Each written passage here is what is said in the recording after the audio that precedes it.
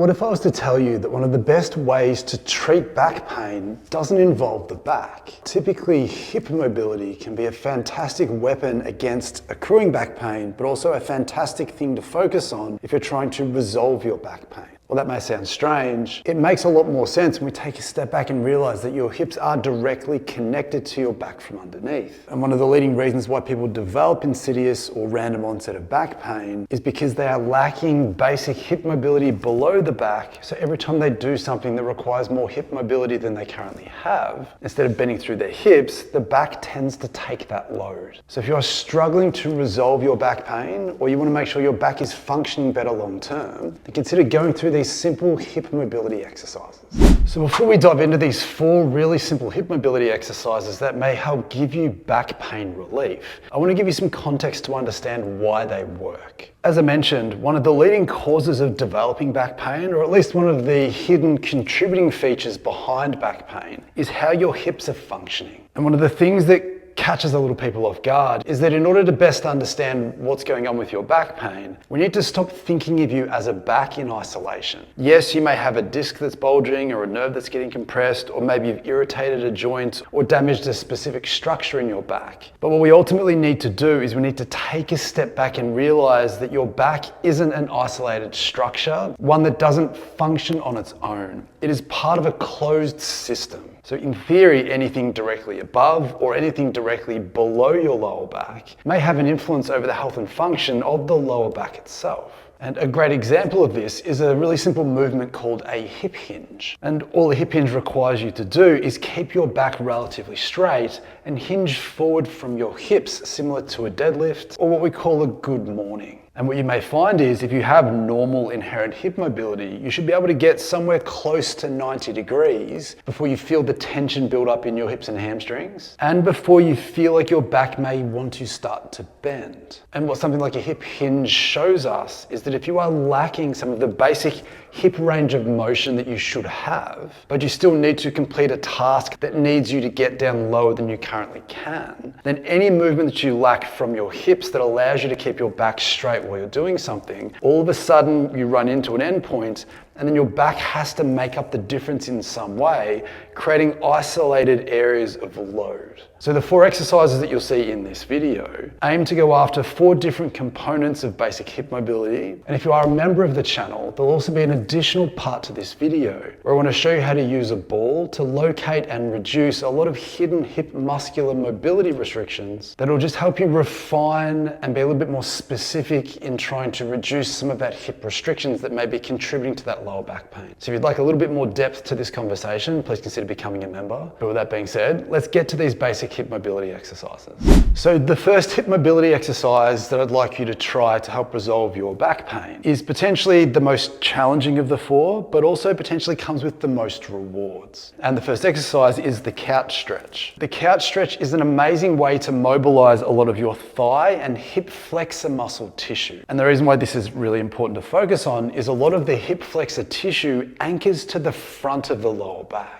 So if you have some lower back dysfunction and you have this really strong handbrake at the front, especially if you spend a lot of time sitting, asking those hip flexors to become tight, and you can create this consistent handbrake that pulls on your lower back from the front. So freeing it up and feeding slack into your back from underneath and from the front as well can genuinely be an amazing way to give yourself back pain relief or prevent the onset of back pain over time. And all it requires you to do is to take your knee and place your knee right back into the back corner of the chair so your shin's vertical and your foot's pointing up. The key here is we want to keep your back straight. And from here, from your hip, we want you to slowly extend up as far as you feel comfortable until you feel a comfortable amount of tightness either at the front of your hip or down through the front of your thigh. Make sure you have something to hold on to if you feel like you're losing your balance a little bit. Come up to the point where you feel like you've nailed that hip tightness. And as we're going to do for all of these stretches, wherever that tightness is,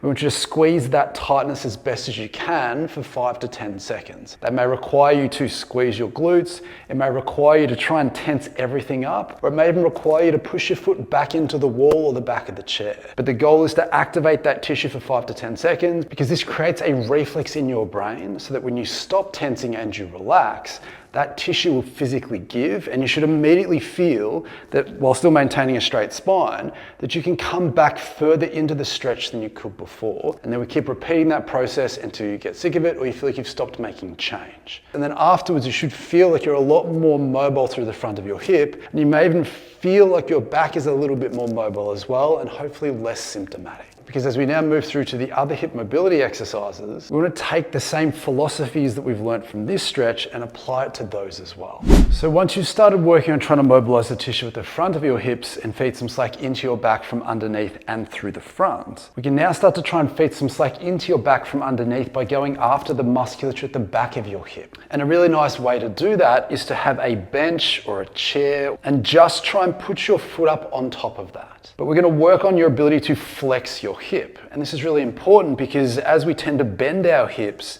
if we lack some of that hip flexion range of motion, then we will run into the end of that range and then need to use our back to hinge to make up the difference. So improving your ability to flex your hip can feed so much important mechanical slack into your back from underneath. But for this, if you place your foot up onto something, much like the couch stretch, we want to maintain a straight spine throughout this exercise. But what I'd like you to do is if you're up nice and tall and you let your knee just drop out to the side a little bit, you'll feel just take up some of the slack. From here, taking your hips back, I'm going to get you to lean forwards with your trunk going on the inside of your knee. Again, we're not taking it so your shoulders bend forwards. We're trying to keep a straight spine, take your bottom back, and hinge forward as far as you feel comfortable. And when you get to a certain point, you shouldn't feel there's any tension in your back. You should feel like there's a whole bunch of tension right up the top of your thigh, in towards your glutes potentially, maybe even in towards your groin a little bit as well. But the goal here is, if your knees out to the side, up nice and tall, take your hips back as you lean forwards.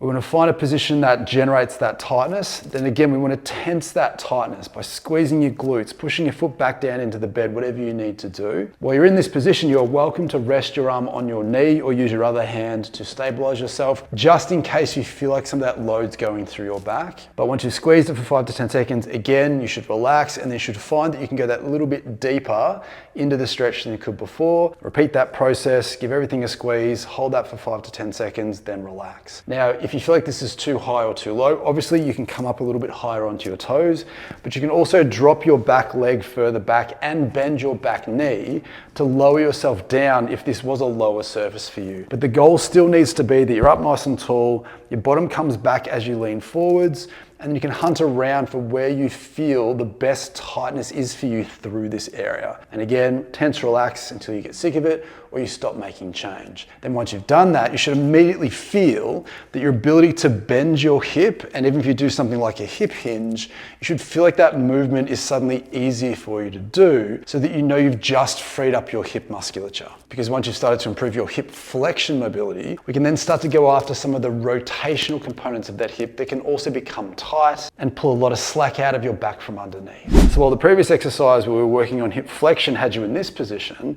this time we want to work on your rotational component. And what we can get you to do is, if you can just have your foot on the inside and just drop your knee down like you were crossing your legs. So again, depending on how flexible you are, you may not be able to get all the way down. You may get stuck halfway down there potentially. If you find that you're in this position and your knee feels a little bit uncomfortable, what you can try and do is you can drop your foot off the edge of something just to take the excess tension out of that knee.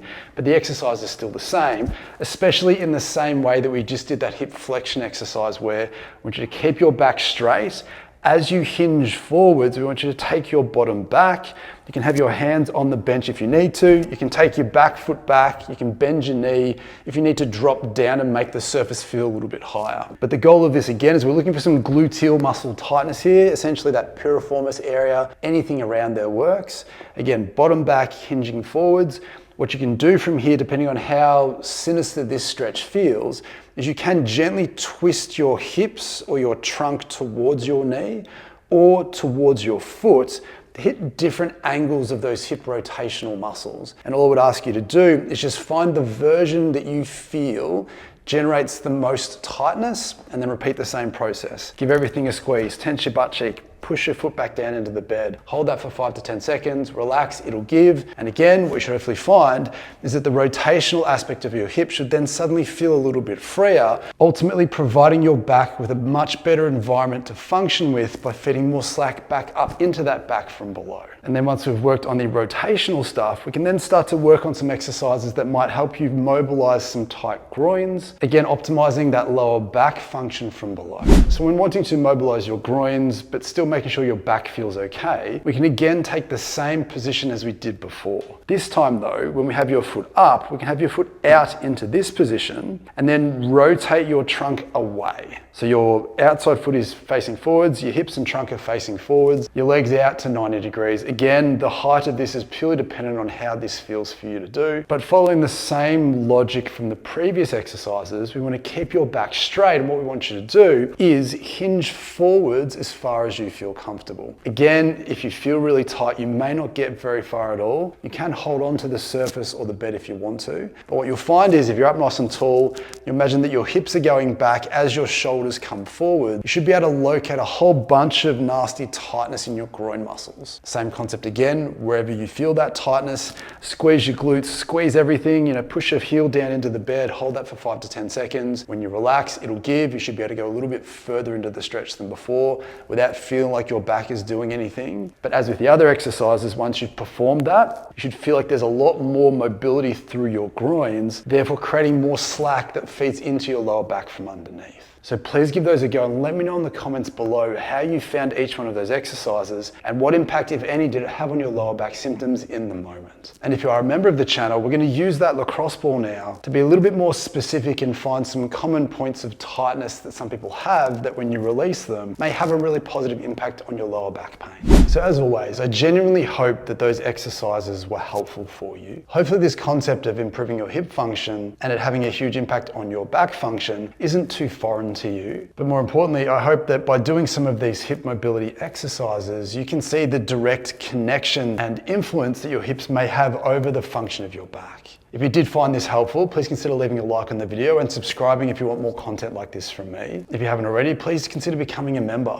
If not to get the extended version of this video, but to get access to all the other ones that I have put out and will put out in the future. For just a few dollars a month, it's a great way to help support me and allows me to keep making these videos for you. If you have some lower back pain or persistent hip dysfunction and you're yet to find the solutions that you've been looking for, please consider booking in with me for an online consultation. But with all that being said, thank you for watching. I hope that was helpful. I hope to see you next time.